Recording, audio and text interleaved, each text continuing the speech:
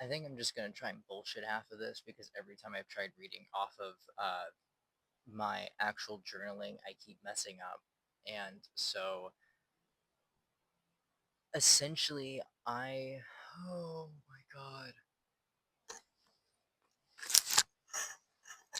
Anyways, I've found that within my suffering is this need to feel worthy, and if I do something to help other people, then maybe it will fulfill that need of worthiness, as in if this worthiness is more because I feel separate from that feeling of worthiness.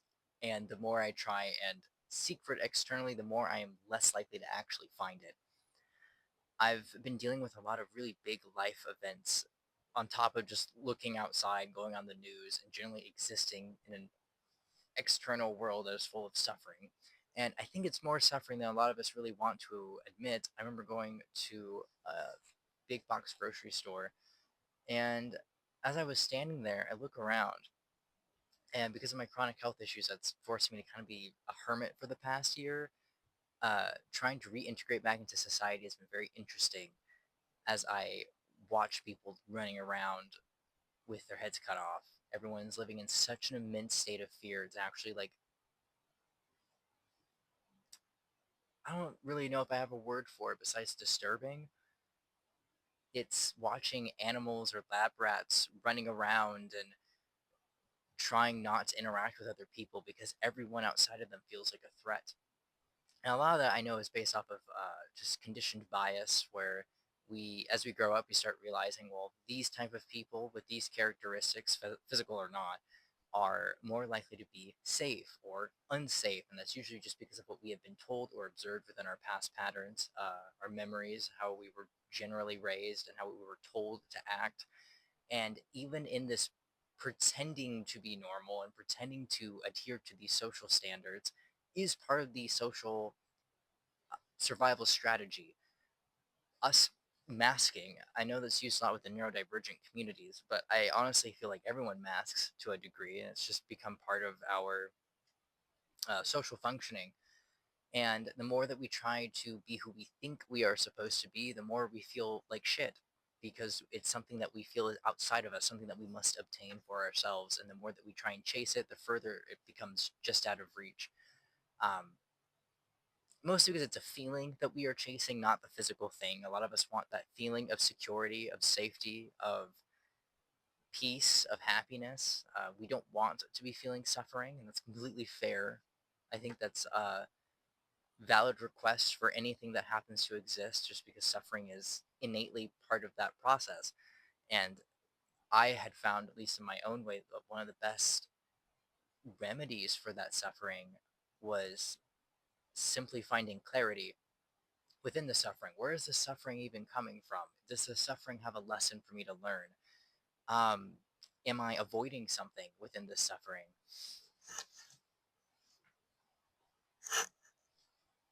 The light went out again.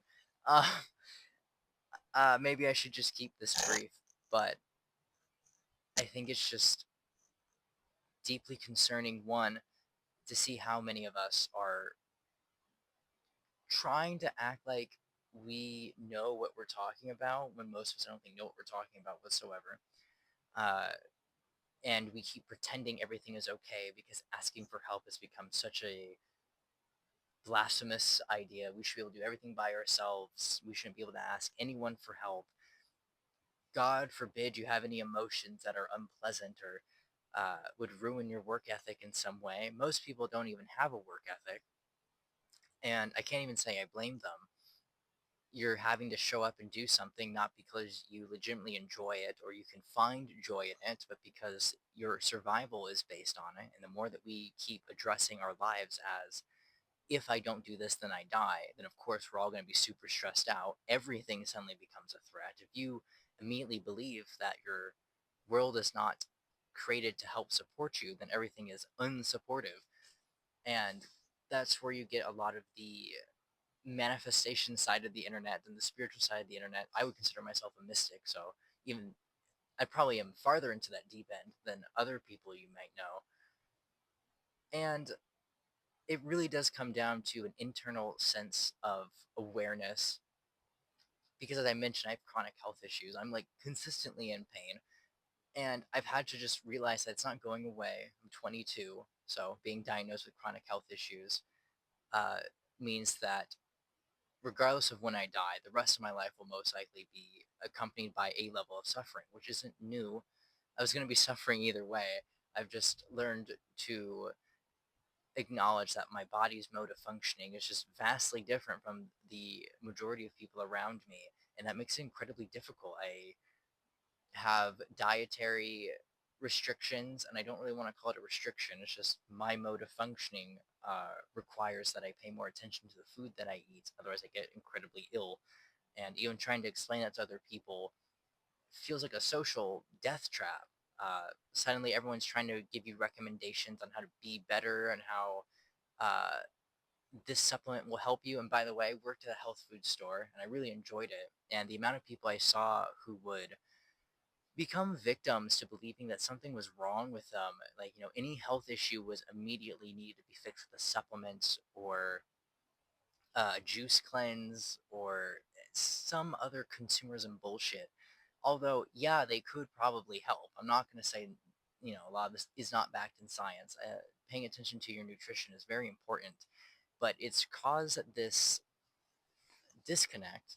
It's caused this disconnect between learning to actually listen to our bodies, first of all, and finding that we do not trust ourselves whatsoever to the point where we will overly rely on ourselves and won't listen to other people because we believe other people are only going to give us information that is harmful to us.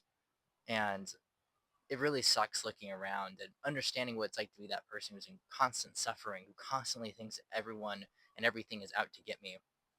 I could point towards like having a really traumatic past and moving around a lot, and ultimately it wouldn't do anything because I realized that everyone else is also suffering in their own ways. I just happen to have a really specific flavor where I found comfort in the suffering, and I probably would have considered myself a masochist for most of my life just because that was what was comfortable for me. I lacked that experience of worthiness, and now I find myself at this crossroads where I'm unsure if my need for humanitarian and ecological aid is rooted because I want to do legitimate good without my selfish righteousness being impacted.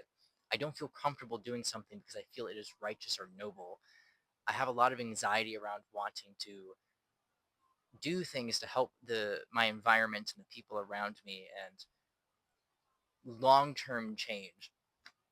Uh, I've found that I would be much happier trying to preserve as much information as I possibly can and do as much as I can to preserve what we currently have in an attempt to knowing that in the past it was not uncommon for a lot of this knowledge to get burned at some point.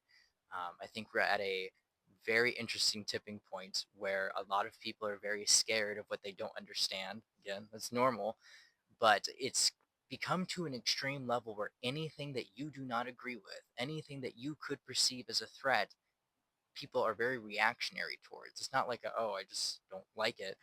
Um, I've seen so many people cause acts of violence just because someone looks different from them, which is gnarly to think about because that would mean you'd be scared of everything around you. And some people are legitimately scared of everything around them, and it can make it really difficult for us to sympathize or empathize with those who are scared of us.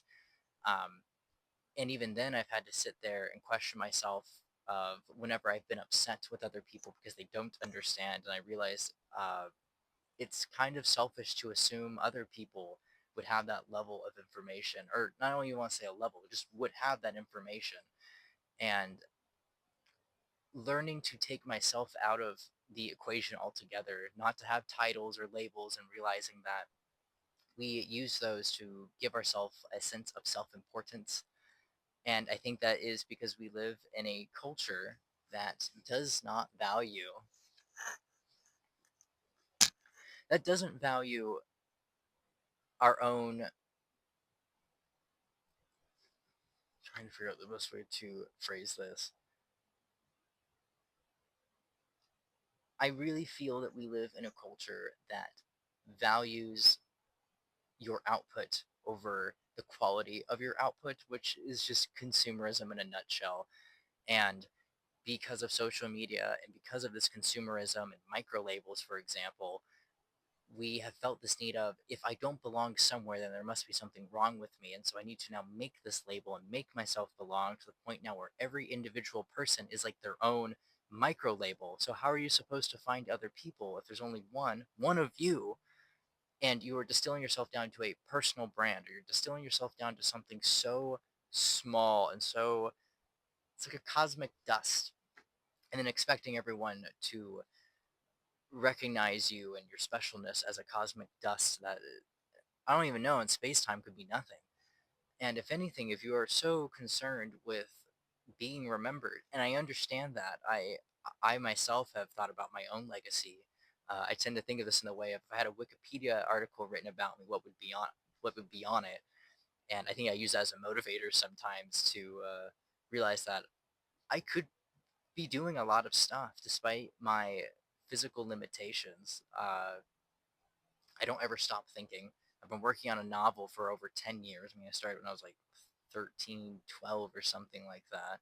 And I'm now at a point where I've become so isolated. And although I am safe in this isolation for now, and God willing, will continue to be until I can figure out how to move forward with my life, I still feel that I will never do enough to fulfill my own sense of worthiness of what is good change in the world. I sit and think about all these plans I could enact or ways to solve global issues. I don't even want to say they're like specific to one area. A big one just being clean water. That is a huge issue for everybody. Like, that will become an issue for everyone, including us in the West, where we use a fuck ton of resources, even though we have a very small percentage of people in comparison to the amount of resources that we use, that are even available worldwide. And I feel sad seeing how we've domesticated ourselves into this culture that relies so heavily on convenience, to be completely honest, and time and attention has become the most important form of currency. Not even in like the time is money aspect, but just social media uses attention as a form of currency. It uses your data as a form of currency. And the biggest thing you could honestly have to take back is your sense of time and attention. And it's been very interesting to see, as someone who was actively, wanting to engage in social media, and I got a lot of it. I benefited a lot from social media for a while, and I watched the slow descent, especially on TikTok. I have a really hard time being on TikTok now because I can't unsee it. But the slow descent of people feeling so miserable or not understanding that most of the people they interact with on the internet are real people. Like, I must emphasize that if you yourself are an individual, that means you have a birthplace, you have a family that you come from, you have hopes and fears and desires, you have likes and dislikes. Um, you potentially have aspirations, you have regrets, you have things you are shameful of, you have things that you hide from yourself, let alone other people. You have so many aspects about you. You're such a multifaceted individual, and then you meet another individual who's also by default just as multifaceted as you are. And just because you cannot physically see them does not mean they don't exist. If anything, the internet is just a bridge between you and another individual, and we have seemed to have forgotten that everyone around us are living, breathing things. Um, so even if you want to believe this is the Matrix or this is a video game or whatever, it's understanding that the rules of life, the way that the physical world has manifested itself, still has laws that it abides by. And, cause and effect. If you are a dick to someone, they are within their rights to respond or react back to that, even though that means they're a dick back to you. So sure, you don't owe anyone anything, but if you have that mentality, no one owes you anything. Uh, and in reality, we owe everything to each other. We would have nothing without each other. It's just we have been separated from understanding that everything is interconnected. We don't want to see the people who are cleaning up the waste. We don't want to see the people who are houseless when we have nice, comfortable homes. We don't want to see the things that remind us of potential suffering and seeing that suffering in other people because that could be you. And I think a lot of people don't want to acknowledge or even entertain the idea that there is such a wide array of future possibilities, that one of them is that you become homeless, one of them is that you become chronically ill, one of them is that you get into a life altering incident in general, and your whole entire life has just been flipped upside down. Everything that you have found safe and comfort has now provided you a sense of suffering. And what do you do then when everything you thought is suddenly wrong? And even then, it's not even inherently wrong. It just is. We just exist. And it's very interesting as a very mystical person who really enjoys looking at a wide array of spiritual traditions and philosophies and ways of being that I don't inherently agree with, but I feel I would be going against my own ethics if I didn't even look into the things that I don't agree with, because that would mean I'd have a bias in thinking that I am superior to it. And that's a huge issue I've noticed, is a superiority and narcissistic tendency. This is not to be confused with a narcissistic personality disorder. That is a completely other thing. But narcissistic tendencies, um, or ideologies, in this case, narcissistic just being self involved, being very egocentric. Your ego is completely normal. There's nothing wrong with your ego. It's how you utilize your ego. Your ego literally just being I, how you identify yourself with other people. Um, And so, if you utilize your ego as the driving force, where you care solely on how you are presenting yourself or how you are being seen, how your identity becoming so ingrained with your ego, versus your ego just being a tool for your conscious experience going on around you. Uh, I struggle sometimes talking with folks who are, I don't want to say religious by default. I should probably specify certain groups of Christianity, and this is coming from someone who grew up Christian. I was a part of a weird Christian cult, and I didn't even understand it at the time. My family didn't understand it at the time. I'm seeing family members currently like suffer from this mass psychosis of what they believe will alleviate them from the suffering. It seems to be by providing themselves more suffering. Which kind of sounds like addiction a little bit. It's almost like some people have become so scared that they worry that changing their whole ideology is worse than accepting that change. That the change itself is worse, even though it's going to come from them eventually. It's death. Even in that context, death is happening simultaneously. Our cells are dying. Death as change means that everything is constantly dying.